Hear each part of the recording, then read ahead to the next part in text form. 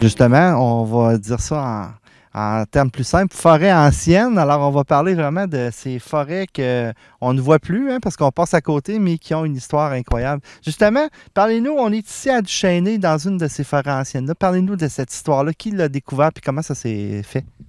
Alors, comme vous savez, Duchesnay, c'est une forêt expérimentale. Donc, il y a ici beaucoup de chercheurs qui sont passés au cours de l'histoire, enfin plusieurs décennies derrière nous, qui ont pratiqué des travaux expérimentaux pour démontrer l'efficacité de la sylviculture et qui, pour cela, laissaient aussi des blocs témoins, c'est-à-dire des blocs qui ne sont pas traités et dans lesquels il n'y a pas d'intervention forestière. Et ces blocs témoins étaient utiles pendant les périodes où on faisait des expérimentations. Et lorsque les expériences sont terminées, dans ce cas-ci, par exemple, on a récupéré ce bloc témoin, on l'a conservé, puisque c'était une forêt qui n'avait jamais été touchée par la coupe forestière. Ça, c'est exceptionnel parce qu'il y en a eu beaucoup des coups forestiers un peu partout, là. Oui, parce que dans le sud, toute la forêt, ou à peu près, a été touchée. Alors, il ne reste pas certainement moins de 1 % des forêts feuillues du sud du Québec qui n'ont pas été touchées par la coupe au moins une fois dans l'histoire.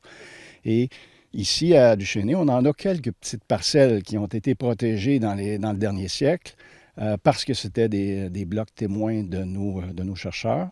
Et on les a récupérés. Celle-ci, le bloc dans lequel on se trouve actuellement, fait 5 hectares. C'est tout petit, mais c'est quand même intéressant de pouvoir conserver une forêt d'une telle structure tout près de Québec. Et c'est intéressant aussi parce que c'est pas loin du chemin, c'est pas loin de la piste de ski de fond aussi. Donc, pour vous autres, c'est facile d'utilisation. Oui, c'est une forêt de démonstration, en quelque sorte, qui, malgré sa petite taille, recèle tous les éléments de structure, de composition qui font de cette forêt une forêt exceptionnelle.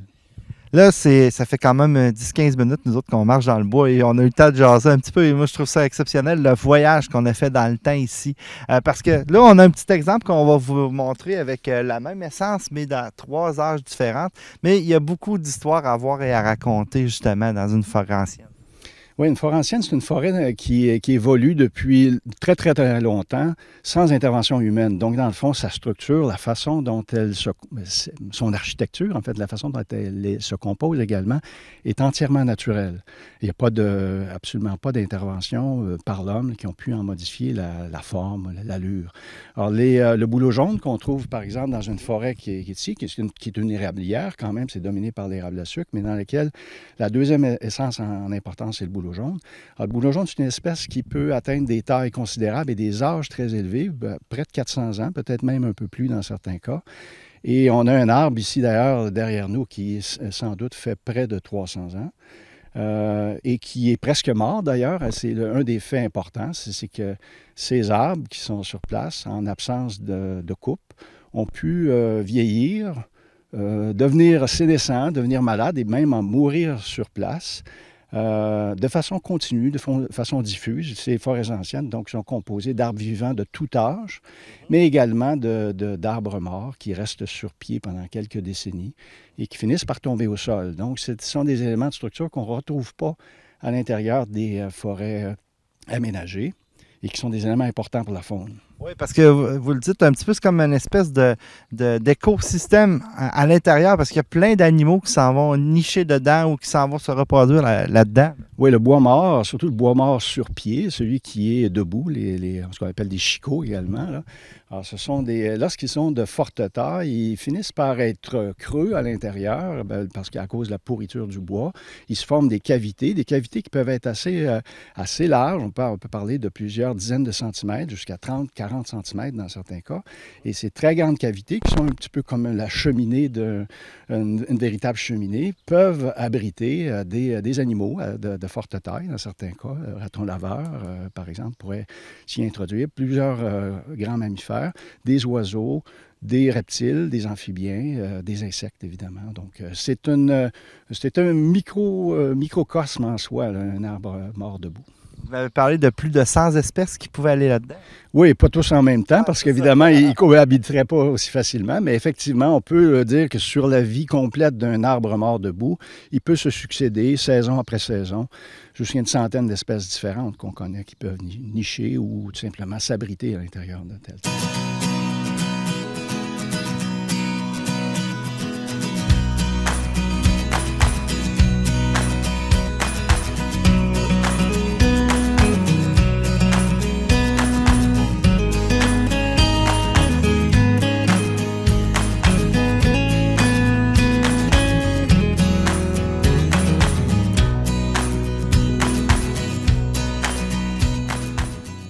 voyez aussi dans la forêt en arrière de nous, vous avez aussi des bois qui sont vraiment à terre. Là, ça aussi, c'est très important. Hein? Oui, parce que lorsque la vie utile de notre chicot est terminée puis qu'il finit par s'affaiblir au point où il tombe au sol, bien, sa vie se poursuit sous forme de débris ligneux.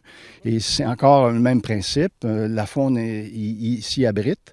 Une des raisons, c'est que ces très grands arbres ont en leur cœur finalement un microclimat qui est assez stable, conditions d'humidité presque permanentes, conditions de température avec faible variation pendant la journée.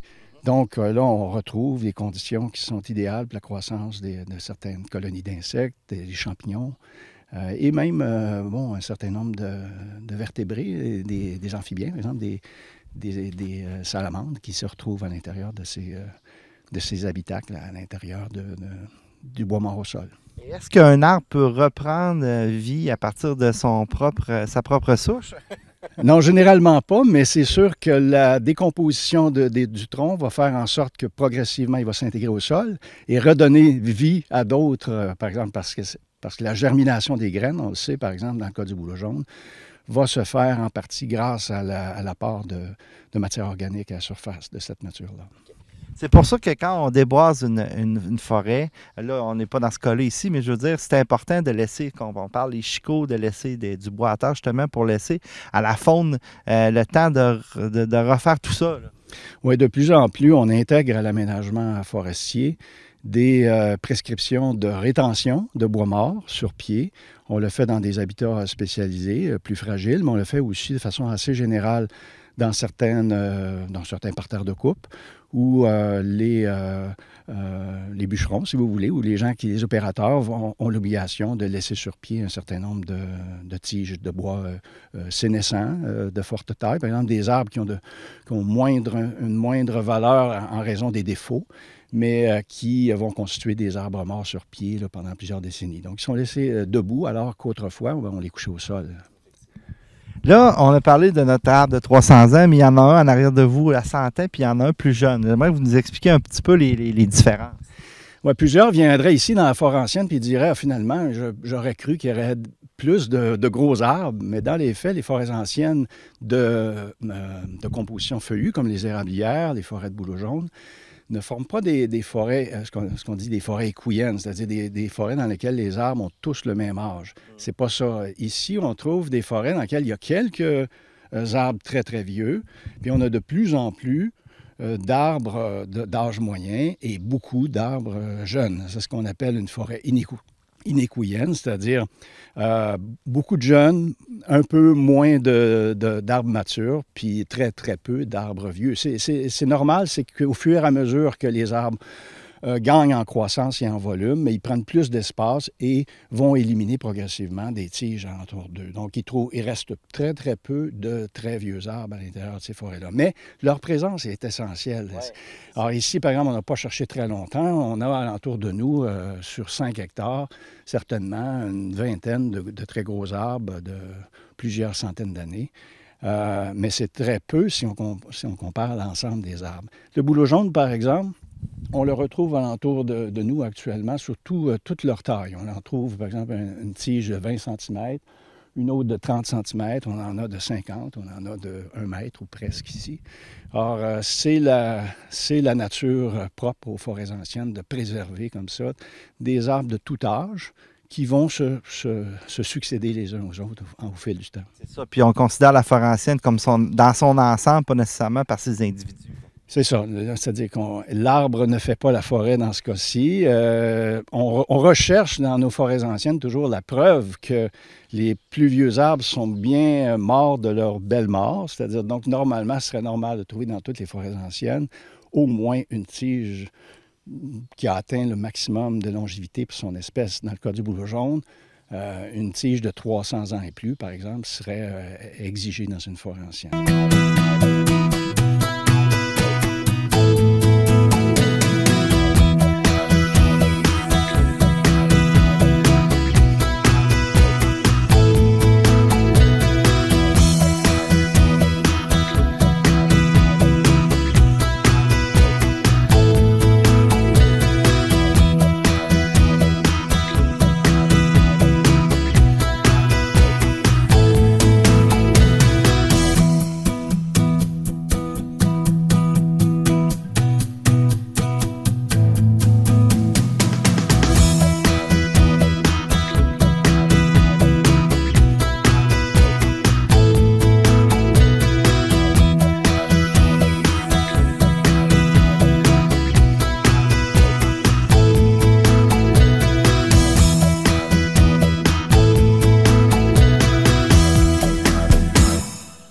Autre chose intéressante qu'on a jasé un petit peu avant l'entrevue, c'est la datation des arbres, parce qu'il ne faut pas se fier à la grosseur. Des fois, l'arbre peut être très gros, mais très jeune aussi. Oui, dans le cas du bouleau jaune, on s'y fie un peu plus parce que la croissance varie assez bien avec l'âge, mais ce n'est pas le cas de toutes les essences. Donc, il faut utiliser à ce moment-là les techniques puis le matériel qui est disponible aux forestiers là, pour pouvoir mesurer avec précision, par l'observation des cernes annuelles de croissance, l'âge réel des arbres. Donc, on est outillé pour pouvoir faire cette vérification-là. Vous me parliez d'un outil qui va chercher une carotte dans le tronc. Oui, les forestiers connaissent bien un outil là, de différentes tailles, mais qui, des fois, qui peuvent être très, très, très longues. Ce qu'on appelle une sonde de Pressler, qui permet, avec une vrille, là, un petit peu comme une perceuse, qui permet de s'enfoncer à l'intérieur de l'arbre et d'en retirer un échantillon de cernes annuelles qu'on peut compter. Ça ne fait pas mourir l'arbre, on n'est pas obligé de le couper, et puis ça permet de connaître l'âge d'un arbre vivant. On parle beaucoup des arbres. Est-ce que le sol est important aussi dans une forêt centenaire, une forêt ancienne? De façon générale, le sol évolue assez à l'échelle du millénaire. Alors, il va garder ses propriétés, peu importe qu'il y ait aménagement ou pas. Donc, on trouve moins on accorde une moins grande importance aux changements qu'on trouve au niveau du sol. On n'a pas trouvé de corrélation très, très forte entre les sols et la présence d'une forêt ancienne. Parce que la forêt ancienne, ça se joue sur quelques siècles, alors que les sols, ça se joue sur plusieurs millénaires. Donc, peut-être qu'à très, très, très long terme, par exemple, on pourrait dire après 200 ans ou 300 ans de sylviculture, nos sols seraient devenus très différents de ceux qu'on trouve généralement en forêt naturelle. Est-ce que, justement, on ne doit pas intervenir au sol, justement, pour conserver notre forêt ou si, carrément, on continue à laisser aller la nature? Ici, dans une forêt comme celle-ci, l'intérêt que l'on a eu, c'est de la préserver pour les générations futures. Donc, on ne s'est pas posé la question qu'est-ce qu'on préserve. On préserve tout. Ce qui était encore plus simple, c'est de considérer, puisqu'on est propriétaire collectivement du territoire de la forêt publique québécoise, bien, de dire il y a une partie de notre aménagement qui va servir à titre de forêt de conservation. Alors, on a des objectifs de conservation au Québec là, qui sont ambitieux. Et les forêts anciennes comme celle-ci, le ministère de la Forêt, de la Faune et des Parcs, depuis 20 ans déjà qu'on travaille là-dessus, a décidé de les identifier et de les préserver. C'est-à-dire qu'il n'y a pas de tatouinage, comme on pourrait dire. Ah ouais. On prend la forêt, on la cartographie et on la retire de tous travaux d'aménagement forestier. Quand on parle justement de vos tests qui sont faits entre une forêt ancienne et une forêt normale ou une forêt qui est exploitée, c'est quoi qu'on regarde? Est-ce qu'on regarde les insectes? Est-ce qu'on regarde les interventions? Qu'est-ce qu'on regarde? Vous voulez dire pour être capable de reconnaître? Comparer, oui. Bien, ce qu'on disait tantôt, évidemment, ce sont des éléments qu'on retrouve qui sont différentiels entre les deux. Une forêt qui est aménagée peut comporter des gros arbres, mais généralement, ce sont des arbres qui sont sains, qui ont été laissés sur place pour pouvoir être récoltés lors d'une deuxième passe. Ce sont des arbres qui sont aménagés, qui ont été en quelque sorte laissés en raison justement de leur beauté, de leur qualité. Dans une forêt ancienne, au contraire, assez souvent, on va dire « Oh, il me semble que les arbres sont mal entretenus ici. » En fait, la nature les soumet à toute une série d'aléas, des blessures, des maladies, et puis les arbres accumulent, en fait, les cicatrices du temps. Alors, sur un arbre de 400 ans comme celui qu'on a ici, bien, c'est un arbre qui, évidemment, est un petit peu magané, là. Il y a de la carie qui s'est introduite dans le tronc, son écorce a éclaté, il y a des champignons qui poussent à la surface du tronc. Alors, c'est un arbre qui, dans une forêt bien aménagée, serait disparu depuis longtemps. Les sylviculteurs auraient dit, ça, c'est un arbre qui doit partir en premier. On élimine ça parce que c'est un arbre qui n'a pas d'avenir, qui ne produira jamais. Il prend de l'espace actuellement, puis c'est du gaspillage. Alors donc, ça crée très rapidement des différences. Une forêt aménagée va comporter parfois des gros arbres, des arbres sains. On va trouver dans les forêts anciennes tous les types d'arbres. Des arbres sains, mais aussi des arbres qui ont dépassé ce stade et qui ont commencé à accumuler des cicatrices, là. Donc, un peu comme les vieux, hein, comme les vieillards, hein. Ils portent progressivement des cicatrices et des rides. Alors, les arbres aussi. Et ça, je vous l'expliquais tantôt, lorsque ces arbres deviennent ainsi creux, malades, morts debout, bien, c'est la faune qui en profite énormément parce que ça devient un des principaux habitacles qu'on peut retrouver pour la faune en forêt. Justement, quand on arrive dans une forêt ancienne comme ça, en tant qu'utilisateur, on se promène. Dans le fond, c'est ça le but, c'est de laisser ça comme c'est là, de juste se promener, de regarder, d'observer.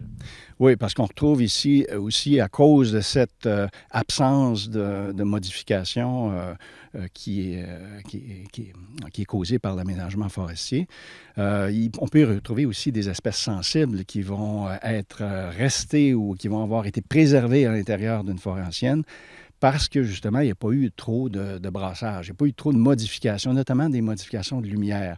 Quand on fait de la sylviculture dans une forêt, il est impossible, en prélevant 10 ou 20 des arbres, de ne pas créer une ouverture du couvert puis laisser un peu plus de lumière entrer au sol. D'ailleurs, cette lumière-là est bénéfique pour la sylviculture puisqu'elle va permettre à la régénération dans le parterre d'avoir de la lumière puis de relever puis de remplacer les arbres qui sont prélevés. Mais pas nécessairement bénéfique pour ici. Mais dans une forêt ancienne, c'est sûr que ça serait bénéfique aussi à la régénération, mais probablement au détriment de certaines espèces sensibles qui préfèrent plutôt un environnement humide, à l'ombre et stable. Disons, des espèces qui sont très sensibles à tout changement de leur microclimat.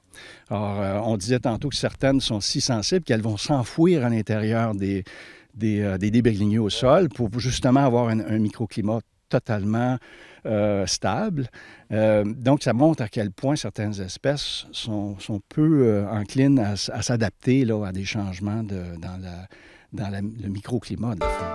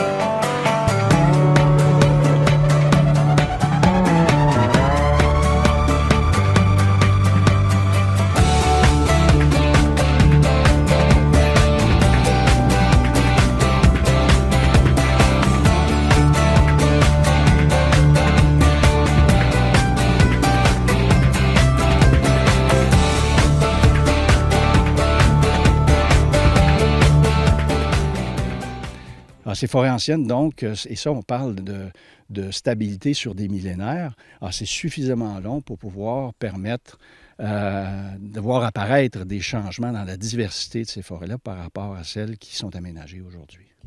On parle ici de du Chênier qui est probablement la plus proche, mais il y en a plusieurs autres là, sur le territoire, pas des tonnes, mais est-ce que vous en avez répertorié plusieurs? Comment ça fonctionne? Alors, les forêts anciennes, on croyait au départ qu'il y en avait très peu, qu'on en trouverait quelques dizaines, mais dans les faits, elles sont plus communes vers le nord du Québec. C'est sûr que ici au sud, il y a peut-être 300 ans d'historique de coupe. Là. Au nord, c'est plus récent, mais il y a quand même une foresterie qui est expansionniste et qui couvre une très grande partie du territoire. Alors, ça fait en sorte que il reste relativement peu de forêts anciennes, mais suffisamment pour qu'on en ait visité plusieurs centaines. C'est-à-dire qu'aujourd'hui, je dirais qu'on a visité certainement 500 ou 600 forêts anciennes différentes. On en a, après examen, rejeté un certain nombre. Je dirais qu'aujourd'hui, on doit avoir à peu près 200 ou 300 forêts anciennes là, qui sont confirmées sur le plan scientifique. Qu'est-ce que le ministère fait pour les protéger? Est-ce qu'on les identifie, on les interdit de coupe? Comment ça fonctionne? Lorsque l'on considère que c'est une forêt qui vaut la peine d'être conservée, effectivement, d'abord, on va demander à ce que les plans d'aménagement forestier soient modifiés pour que ces territoires-là soient sortis des territoires sous aménagement. Donc, c'est une forme de moratoire qui peut durer un certain temps jusqu'à ce que le ministre prenne une décision en vertu de la loi, parce que le ministre est habilité en vertu de la loi sur l'aménagement durable du territoire forestier à classer des territoires à titre d'écosystème forestier exceptionnel. Alors, les écosystèmes forestiers exceptionnels, ou EFE, comme les spécialistes les appellent, ce sont c'est un statut d'aire protégé qui existe en vertu de la loi sur l'aménagement durable du territoire forestier et qui inclut les forêts anciennes, les écosystèmes rares, ce sont donc des types de forêts avec une composition particulière et qui sont peu communes au Québec, et aussi des forêts qui jouent le rôle de refuge pour des espèces menacées ou vulnérables. Alors donc, ce sont 3 catégories de forêts que l'on recherche. Chacune va recevoir la même attention au final en vertu des pouvoirs du ministre. Le ministre peut décider de retirer de façon définitive ce territoire-là du territoire d'aménagement et de lui conférer le statut d'écosystème forestier exceptionnel. À ce jour, on a 220 territoires comme ça au Québec qui ont été retirés par le ministre. Donc, ce sont des territoires qui, en grande partie, sont intégrés au registre des aires protégées et qui sont considérés donc à juste titre comme des aires protégées au Québec. En terminant, j'ai le goût de vous demander, quand vous venez ici, là, parce que là, on est vraiment dans une forêt ancienne, justement, c'est une page d'histoire. On disait, vous êtes comme un petit peu les archéologues de la forêt. Qu'est-ce qui vous vient à l'esprit, justement, là, comment c'est important, justement, de protéger tout ça? Mais on se dit souvent, l'éternité, c'est long. Hein? Donc, quand on se dit on protège une forêt pour les générations futures, c'est une très, très lourde responsabilité. Moi, je sens le poids des responsabilités quand je viens visiter une forêt comme celle-là, parce que je me dis, ça serait si facile de l'aménager. On ne la détruit pas, on l'aménage, c'est-à-dire qu'on la met à notre main. Ça serait facile, puis on pourrait l'oublier. C'est beaucoup plus difficile de prendre ses responsabilités, puis de se dire, dans ce cas-ci, on va décider de la conserver. Et conserver pour l'éternité, c'est une très, très lourde responsabilité, parce que ça part vite, c'est-à-dire il peut arriver évidemment plein de choses. La nature elle-même peut se charger de détruire la forêt qui est ici. Oui, tout à fait. Mais aussi, c'est une responsabilité pour les générations futures, c'est-à-dire qu'il va falloir se passer ce patrimoine de conservation, puis voir à ce qu'il soit repris par des gens responsables de chacune des générations qui vont nous suivre.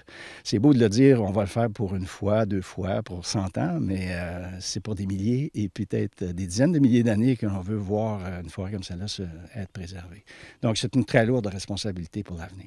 Puis je ne sais pas si vous l'avez vu sur les images, mais c'est magnifique, hein, juste de voir ça aussi, là. Ah oui, évidemment, tout le côté émerveillement de ceux qui aiment les forêts, la forêt ancienne. C'est un endroit où, généralement, les forestiers arrêtent de travailler. Ils s'assoient et ils contemplent un certain temps. J'ai eu beaucoup de témoignages de vieux forestiers qui disaient que plusieurs forêts anciennes ont été préservées au Québec parce que les bûcherons en faisaient leur territoire de recueillement, si on peut dire. C'est là qu'ils allaient pique-niquer, c'est là qu'ils allaient chasser, et puis ils se gardaient des beaux coins de bois comme ça justement pour leurs descendants. Alors, il y a un esprit de conservation qui se perpétue donc dans les actions du gouvernement ici, là. Un gros merci pour cette page d'histoire, c'était très, très, très intéressant. Ça fait plaisir.